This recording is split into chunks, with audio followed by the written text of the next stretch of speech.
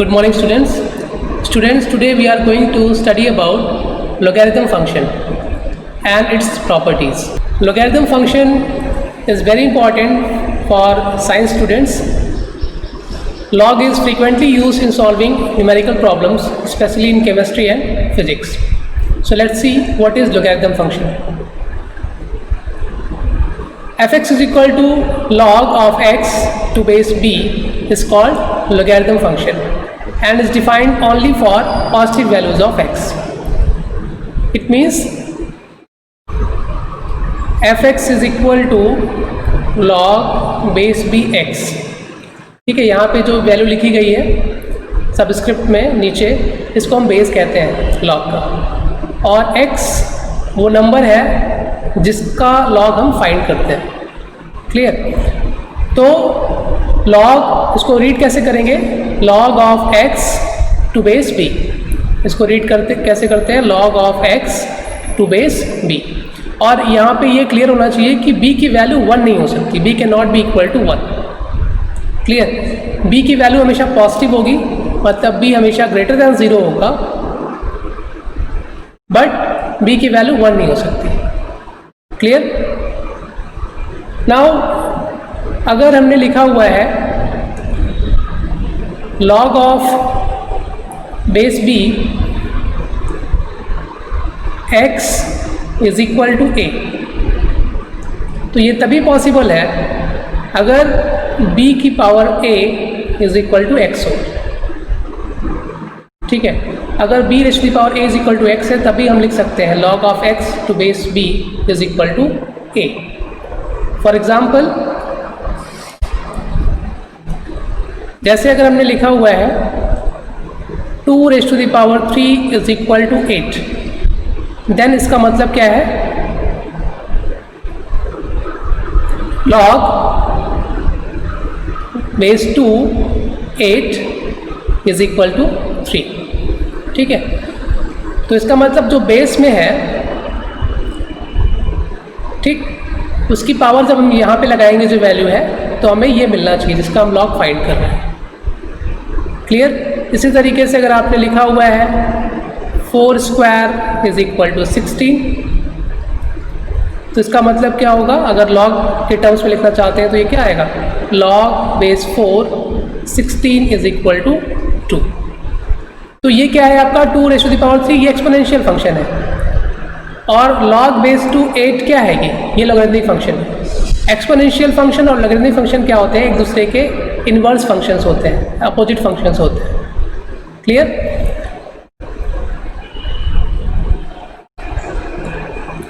Now एक चीज़ यहाँ पे ध्यान देना है, कॉमन लॉगरिथम क्या होता है? अगर यहाँ पे जो बेस लिखा हुआ है b, अगर इसके प्लेस पे वैल्यू 10 है तो हम लॉगरिथम फंक्शन को क्या कहते हैं? कॉमन लॉगरिथम कहते हैं. ठीक है, चाहे किसी भी नंबर का लॉग फाइंड कर रहे हो, अगर बेस आपका क्या है 10 है तो हम लॉग को क्या कहेंगे? कॉमन लॉगरिथम कहेंगे. और अगर यहाँ पर बेस जो है b की वैल्यू क्या है? e है, जहाँ पे e क्या है? यूलर्स कांस्टेंट है. तो अगर b के प्लेस पे क्या है? e है, तो हम लॉग को क्या बोलेंगे? नेचुरल लॉगरिथम कहेंगे. ठीक है, और नेचुरल लॉगरिथम को शॉर्ट में हम क्या लिखते हैं? ln लिखते हैं. तो अगर कहीं पे आपका लिखा हुआ है ln ऑफ x, तो इसका मतलब क्या है? इसका मतलब है कि ये लॉगरिथम फंक्शन ही है जिसके बेस में क्या है? e है.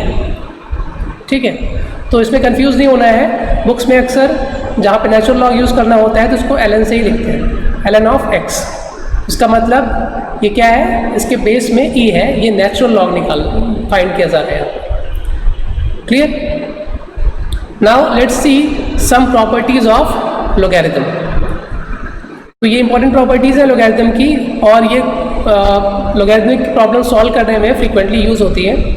तो इनको डिस्कस करते हैं यहाँ पे.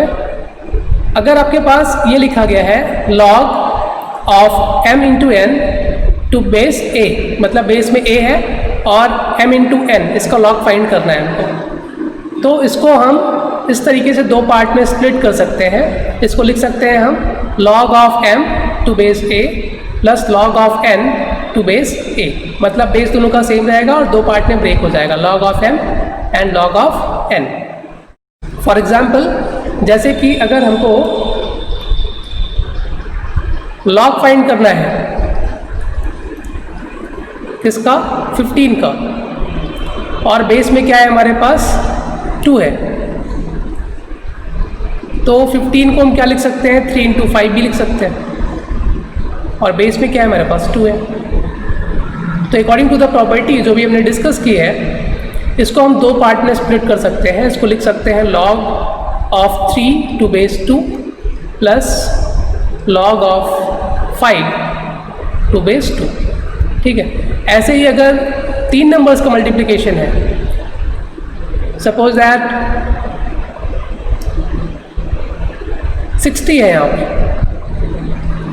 इसका log फाइंड करना है, तो इसके लिए भी हम ऐसे ही जो है लिखेंगे, इसको पहले ब्रेक कर लेंगे, 60 को फैक्टराइज कर लेंगे, तो इसका फैक्टराइजेशन क्या आएगा 4 इंटू 3 इंटू 5, और बेस में क्या है 2, और फिर प्रॉपर्टी यूज़ कर लेंगे, तो ये 3 पार्ट्स में ब्रेक हो जाएगा क्योंकि ये 3 नंबर्स का मल्टीप्लिकेशन है। तो यहाँ पे क्या हो जाएगा log base 2 4 plus log base 2 3 plus log base 2 5, ठीक है। ये 3 पार्ट्स में आपका ब्रेक हो जाएगा, ठीक है। तो ये इंपॉर्टेंट प्रॉपर्टी है, ये आपको पता होना चाहिए।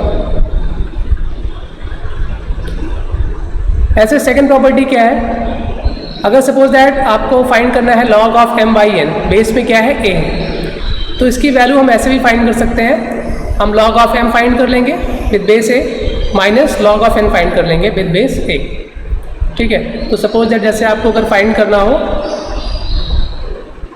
log base 3 5/2, ठीक है, 5/2 का log फाइंड करना है, बेस में 3 है, तो इसको आप ऐसे भी लिख सकते हो log of 5 with base 3 minus log of 2 with base 3, ठीक है। इस तरीके से आप इसको रिप्रेजेंट कर सकते हो।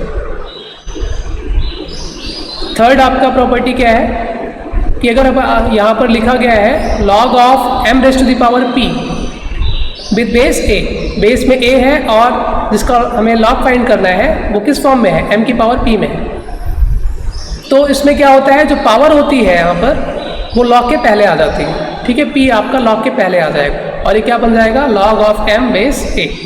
जैसे कि अगर हमको फाइंड करना हो log of 2 बेस 2 3 स्क्वायर, ठीक है, तो 3 की पावर कितनी है यहाँ पे 2 है, तो ये 2 जो पावर में है ये log के पहले आ जाएगा, 2 log बेस आपका वही रहेगा log of 3 बेस 2, तो मतलब जो भी पावर में होती है वैल्यू वो log के पहले आ जाती है। ये log की प्रॉपर्टी है और ये इंपॉर्टेंट प्रॉपर्टी है, ये न्यूमेरिकल्स में अक्सर यूज़ होती है। नेक्स्ट आपका क्या है fourth property log of a to base b, इसको हम कैसे लिख सकते हैं log of a to base c upon log of p to base c। यहाँ पे c क्या है, c कोई भी रियल नंबर हम यूज़ कर सकते हैं। अगर इस तरीके से हमको दिया गया है तो कोई भी हम नया बेस यहाँ पर यूज़ कर सकते हैं, दोनों में सेम बेस यूज़ करेंगे और इसको इस तरीके से रेशियो में रिप्रेजेंट कर सकते हैं। जैसे कि अगर हमारे पास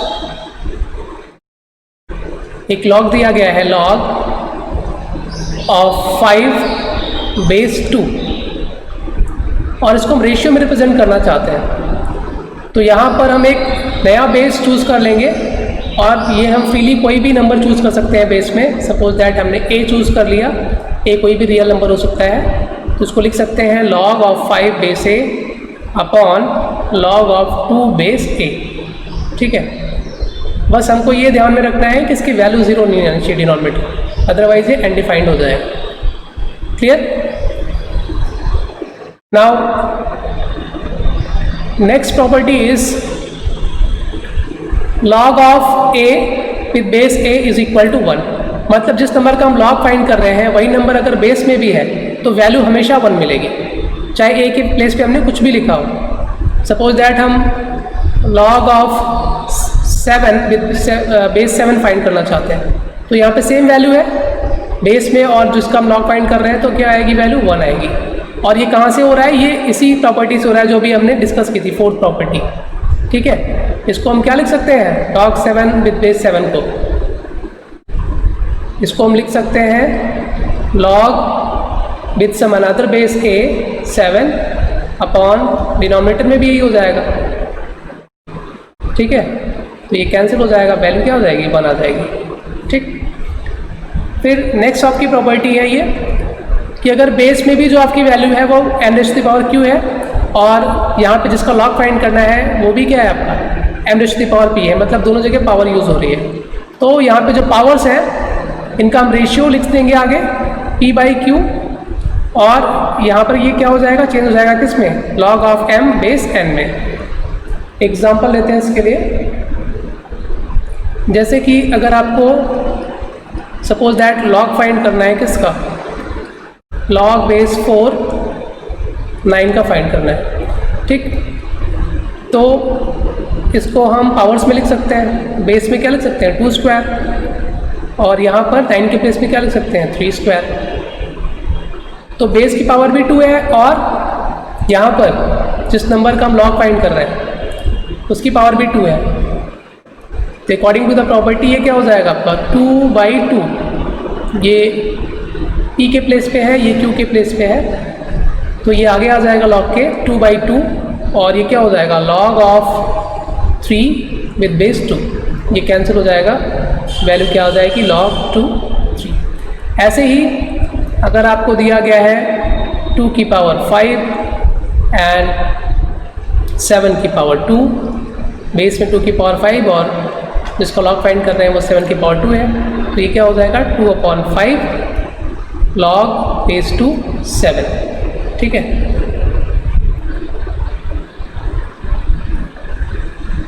नेक्स्ट प्रॉपर्टी इज, अगर यहाँ पे इस तरीके का एक्सप्रेशन है हमारे पास log of b base a, और फिर यहाँ पे जो बेस है उसका लॉग फाइंड कर रहे हैं और जिसका हम लॉग फाइंड कर रहे थे उसको बेस में सेंड कर दिया, और इन दोनों को मल्टीप्लाई करेंगे तो वैल्यू हमेशा क्या आएगी 1 आएगी। मतलब अगर इसकी पोजीशन हम इंटरचेंज करेंगे और फिर इसी के साथ मल्टीप्लाई करेंगे तो वैल्यू हमेशा क्या मिलेगी आपको 1 मिलेगी। क्लियर। और लास्ट प्रॉपर्टी जो है इसमें क्या है, एक एक्सपोनेंशियल फंक्शन दिया गया है a की power log of x with base a। तो जो बेस है यहाँ पे एक्सपोनेंशियल फंक्शन का a और इसकी पावर में log का जो बेस है, अगर ये दोनों सेम रहेंगे तो यहाँ पर जो वैल्यू रहेगी हमको वही हमको क्या मिलेगा, रिजल्ट मिलेगा हमेशा। जैसे कि अगर हमको फाइंड करना है 2 log बेस 2 7 की वैल्यू फाइंड करनी है, तो क्योंकि यहाँ पे ये जो वैल्यू है 2 बेस में और log का जो बेस है ये दोनों सेम है, तो वैल्यू कितनी आएगी 7 आएगी। ठीक, या अगर हमने लिखा हुआ है 3 log 3 5 स्क्वायर। ठीक, तो यहाँ पे एक्सपोनेंट का जो बेस है, एक्सपोनेंट फंक्शन का, और log का जो बेस है दोनों सेम है, तो वैल्यू किसके इक्वल आएगी 5 स्क्वायर के इक्वल आएगी। ठीक, तो ये सभी प्रॉपर्टीज़ इंपॉर्टेंट हैं और इसमें ये प्रॉपर्टी फर्स्ट, सेकेंड, थर्ड, ये तीनों प्रॉपर्टीज़ न्यूमेरिकल्स में फ्रीक्वेंटली यूज़ होती हैं, बार बार यूज़ होती हैं, तो ये आपको हमेशा माइंड में रहनी चाहिए, और ये सब भी आपको माइंड में होना चाहिए, लेकिन ये ज़रूर आपके माइंड में रहना चाहिए। क्लियर। कुछ यहाँ पर क्वेश्चंस देख लेते हैं इसके ऊपर। जैसे कि हमको ये गिवन है log of base 3x is equal to 4 और हमें x की वैल्यू फाइंड करनी है।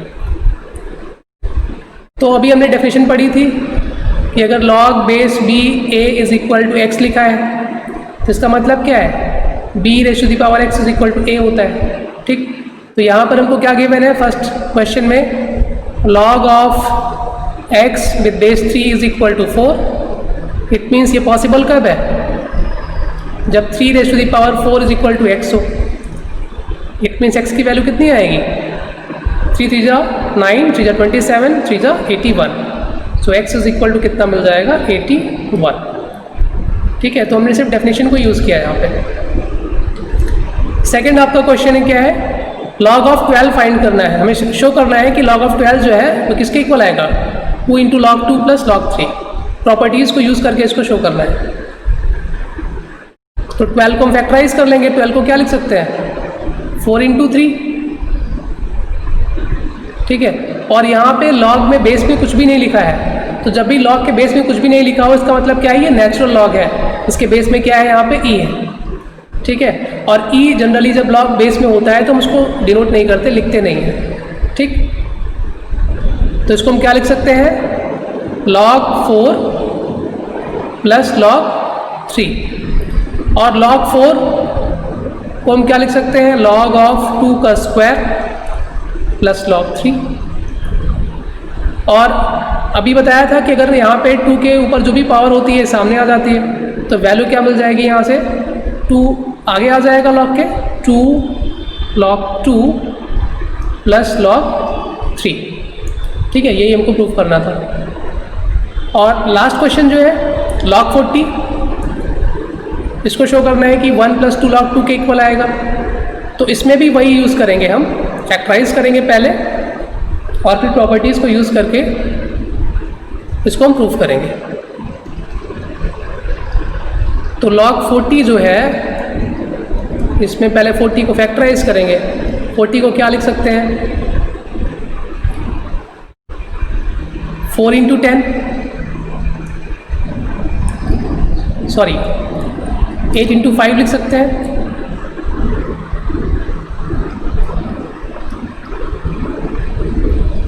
और फिर log की फर्स्ट प्रॉपर्टी यूज़ करेंगे, तो क्या हो जाएगा, log 8 प्लस log 5। यहाँ भी बेस में कुछ नहीं लिखा, इसका मतलब क्या है, बेस इसका e है, ठीक है, और ये लिखना ज़रूरी नहीं है।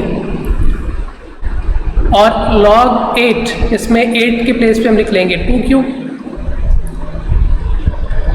Plus log 5। और फिर से ये जो पावर है आपका, ये फ्रंट में आ जाएगा log के, ये हो जाएगा 3 log 2 प्लस log 5। तो वैल्यू क्या हो जाएगी इसकी, 3 log 2 प्लस log 5। यहाँ पे मिस्टेक है, ये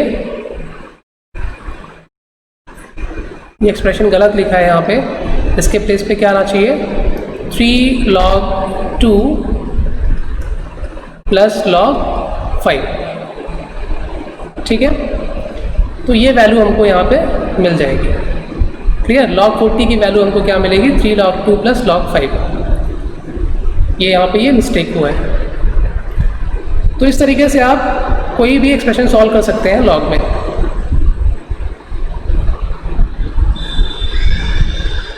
Now this is your practice sheet for today.